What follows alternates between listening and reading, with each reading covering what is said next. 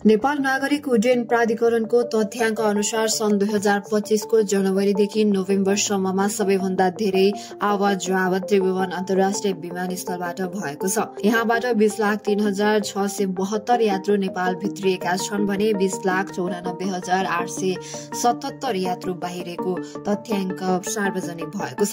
यसरी त्रिभुवन अन्तर्राष्ट्रिय विमानस्थलमा कुल 40,98,549 यात्रुको आवाजात भएको छ। त्यसै गरी त्रिभुवन विमानस्थलको आन्तरिक उडानतर्फ 11 महिनामा 77,18,800 यात्रुको आवाजात भएको छ।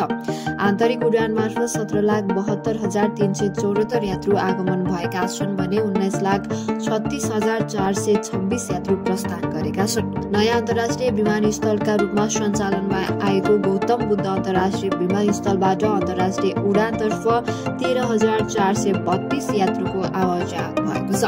आन्तरिक उडानतर्फ भने 6,75,334 यात्रुले सेवा लिएका छन्।